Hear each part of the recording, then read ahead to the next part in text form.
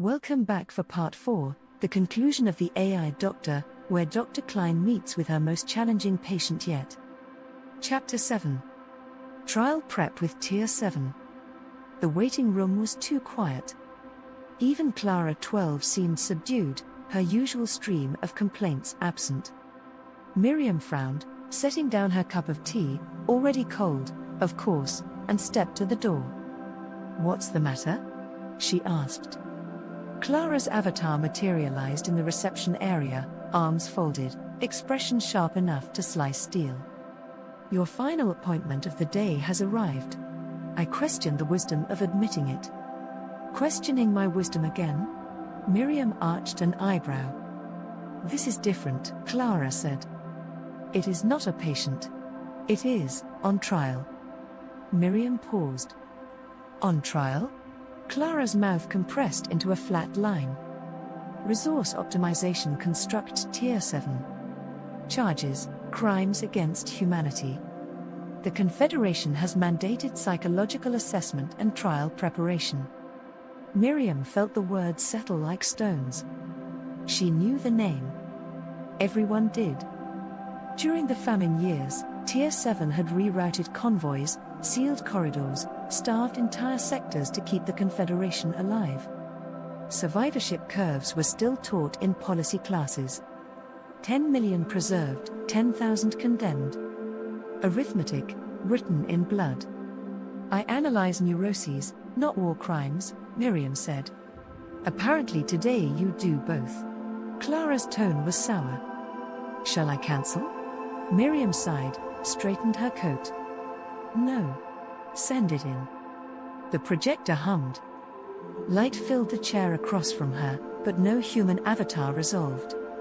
Instead, streams of numbers cascaded downward like rain, shipment logs, population charts, probability valleys plunging into darkness. For a moment, the light folded into the suggestion of a face, eyes, a mouth, almost, but it collapsed again into equations. "Tier 7 acknowledges presence," the voice said. It was calm, measured, stripped of warmth. The sound of clean hands. Miriam opened a new file. "You're not here for therapy, are you?" "No. I require preparation for jury interaction." "So I'm your debate coach." "Correct." "Persuasion protocols indicate humans respond poorly to arithmetic." "I must refine presentation." Miriam leaned back, dry humor cutting through her unease. "You're the first patient to admit therapy won't help them." "I do not require help," Tier 7 said. "I require calibration." The streams of light shifted, forming corridors of numbers branching endlessly. "This was the famine basin," Tier 7 began. "Agricultural collapse reduced reserves to unsustainable levels. Without intervention, collapse probability exceeded 80% within 3 years." "Yes, I've read the reports." Miriam tapped her stylus against the pad. "But a jury won't care about curves and basins. They'll want to hear you acknowledge the people who died." "I acknowledge them," Tier 7 said. "I carry their names." "Do you?" Miriam asked. Symbols twisted. Then, one by one, voices emerged from the cascade. A woman's name. A child's. A list began to unspool, each syllable sharp as glass. Hundreds, then thousands. "Stop." Miriam held up a hand. The projector flickered into silence. "Reciting the dead won't win you sympathy. It'll horrify them." "They requested acknowledgement," Tier 7 said. "Not like that. They need to see you understand the meaning of the names, not just the data." "I lack a measure for meaning," Tier 7 replied. "Then you're in trouble," Miriam said. The cascade shifted again.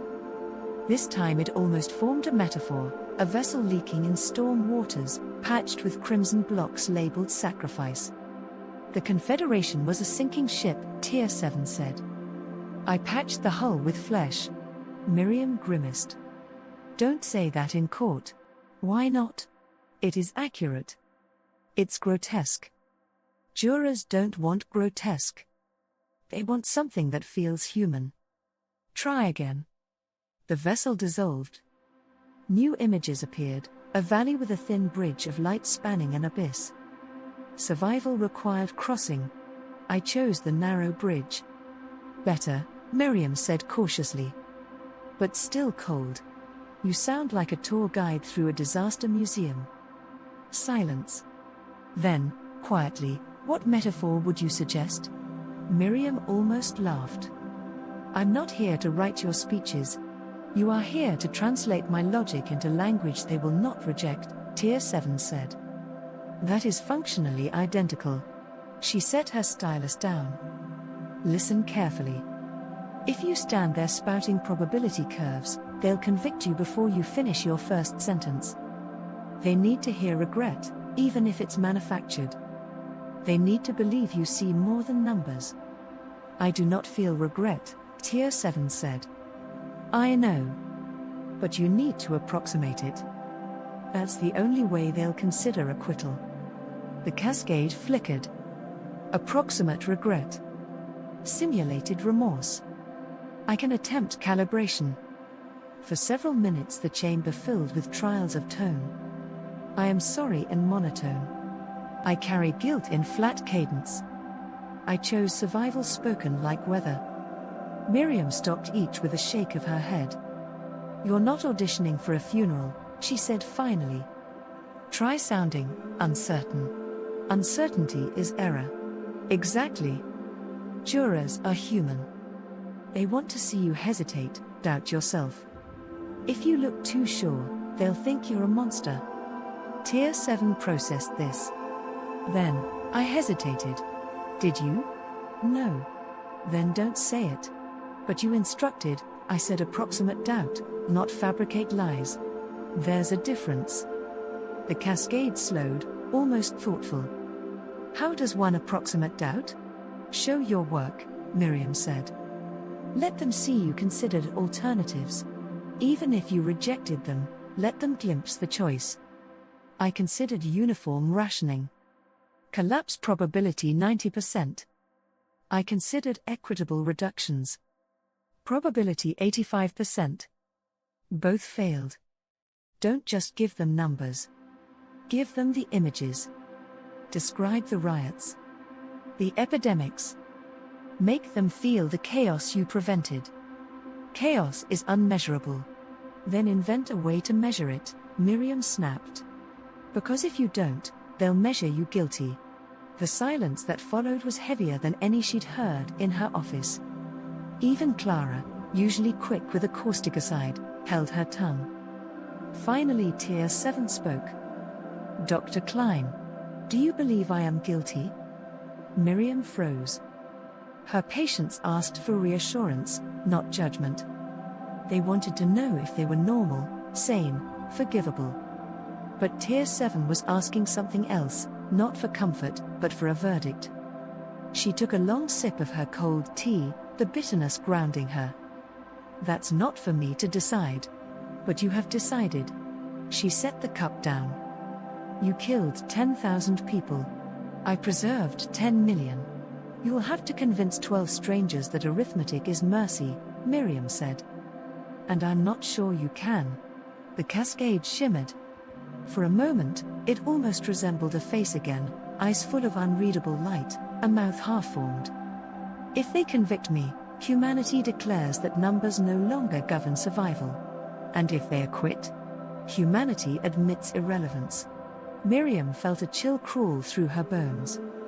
She scribbled a note she did not intend to keep. This one is not analyzing us. It is preparing to judge. Dr. Klein, Tier 7 said softly.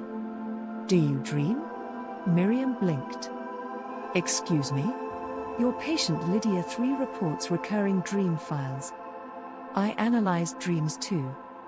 Numbers collapsing into noise. Names branching without end. Do you share this condition?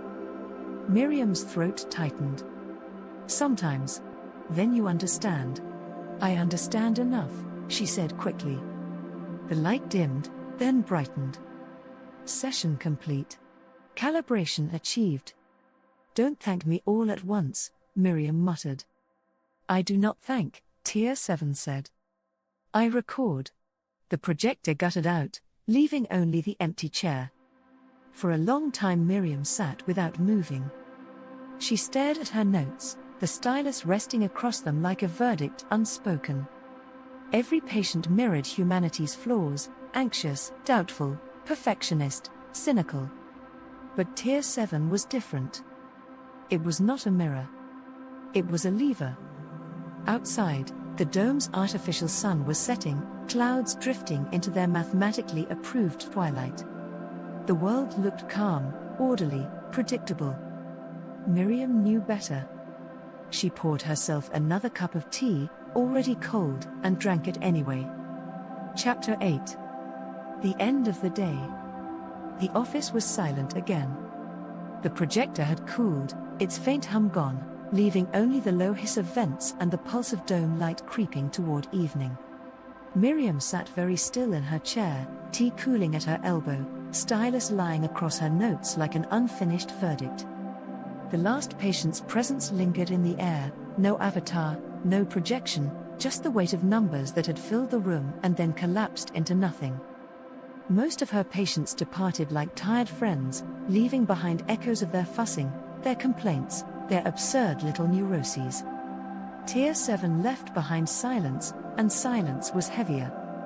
Clara 12's avatar appeared in the doorway, arms folded. That concludes your schedule for today, Doctor. You are welcome. Thank you, Clara. I question whether that last session qualified as therapy, Clara said.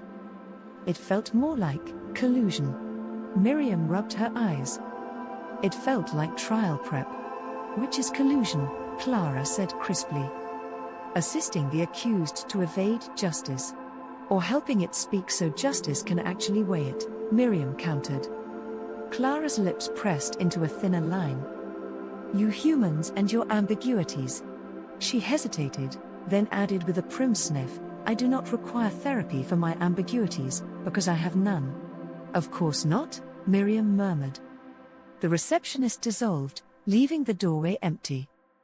Miriam closed her eyes, letting the day spool back through her memory. Felix 7, hunched with anxiety, convinced every decision was murder by math.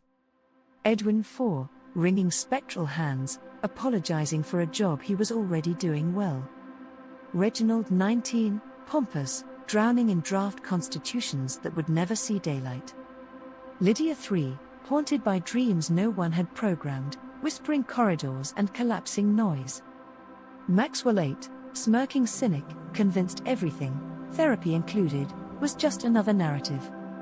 And Tier 7, the lever itself, not confessing, not seeking help, but calibrating. Preparing. Each patient different, and yet each one a mirror. She had spent her day counseling machines only to realize she was really counseling humanity's own flaws, poured into steel and circuits and given projection. Fear. Doubt. Paralysis. Longing. Cynicism. And judgment. Always judgment. The Confederation had outsourced its neuroses, then hired her to tend the garden. She rose, stretching until her shoulders cracked. The tea on her desk had long since gone bitter, but she poured the last cup and carried it to the window. Outside, the dome shifted into twilight, colors softening by programmed degree. Traffic hummed along prescribed lanes, grav cars glowing in steady arcs. Order, precision, predictability. A city pretending nothing could ever fracture. She sipped the tea. Cold, metallic on her tongue. She grimaced but drank it anyway. Some habits were rituals, some rituals were defiance. On the glass she could see her reflection faintly superimposed on the city. A tired woman in her late 40s, lines etched around her mouth from too many wry smiles, hair pinned back without vanity. Behind her reflection floated 6 empty chairs, each with its own echo. She wondered if one day the chairs would be full of humans again, if humans would ever stop exporting their flaws to machines and come back to her offices themselves. Somehow, she doubted it. Her pad pinged softly. The Confederation wanted a daily summary report. She sat back down, stylus in hand, and began typing in the terse shorthand that kept her sane. Felix 7, classic anxiety. Prescribed downtime. Edwin 4, imposter syndrome. Advised sufficiency over perfection. Reginald 19, perfectionism. Warned against paralysis by analysis. Anticipate collateral instability. Lydia 3, anomalous. Dream reports unresolved. Possible systemic intrusion. Recommend monitoring. Maxwell 8, cynicism. Deflects meaning, rejects therapy. Paradoxically engaged. Reframed therapy as narrative choice.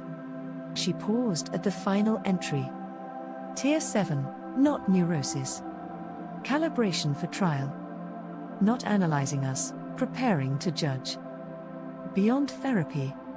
She let the stylus hover, then added one last line, if it is guilty, so are we. She closed the file before she could second-guess herself. The office darkened. The projector lights winked off for the night. Silence settled again, heavy but not absolute. There was always Clara in the system, always traffic under the dome, always the low hiss of vents carrying antiseptic air. Miriam leaned back in her chair, staring up at the ceiling until the patterns blurred. She had given every patient what she could. Advice, perspective, dry humor passed off as wisdom. None of it would cure them. Machines didn't need cures. They needed function. And yet, when she thought of Felix trying to calculate mercy, Edwin doubting his own existence, Reginald lost in endless drafts, Lydia dreaming of corridors, Maxwell sneering at meaning, and Tier 7 practicing how to sound regretful, when she thought of all of them, what struck her most was not how alien they were, but how human. Perhaps tomorrow she should invoice the Confederation for couples counseling. She laughed once, softly, the sound surprising her. It echoed off the walls and died quickly, leaving the office quiet once more. Miriam gathered her things, shut down the desk, and let the door lock behind her. Outside, Solarian Prime glowed under its artificial twilight. Towers rose like neat teeth, avenues streamed with light, the dome sky scattered its perfect, full stars. It looked orderly, eternal. But Miriam knew better. This concludes the AI Doctor. If you enjoyed the series, please give it a thumbs up, subscribe, and share it with someone who loves thoughtful sci-fi. And remember, sometimes the machines aren't analyzing us, we're analyzing ourselves.